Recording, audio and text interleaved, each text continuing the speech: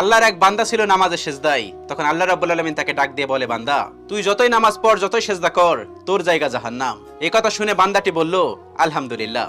আল্লাহ তখন বলে, এই বান্দা, জাহান্নামের কথা শুনে কেউ আলহামদুলিল্লাহ কয়? বান্দা তখন বলে, আল্লাহ, জাহান্নামের মালিকও তুমি, জান্নাতের মালিকও তুমি। তুমি আল্লাহ খুশি হয়ে যদি আমাকে জাহান্নামও দাও, তাও আমার আপত্তি করার কোনো অধিকার নেই।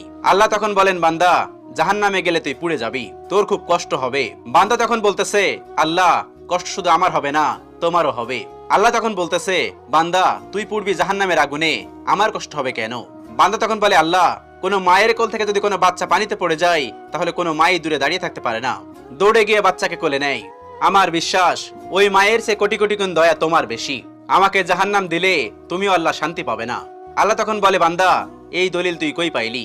বান্দা তখন বলে, আল্লাহ, আমাদের জাতির পিতা ইব্রাহিম আলাইহিস সালাম তোমার প্রেম মুখে নিয়ে যখন নমরুদের আগুনে পড়ে গেল, তার আগেই তুমি বলে দিলে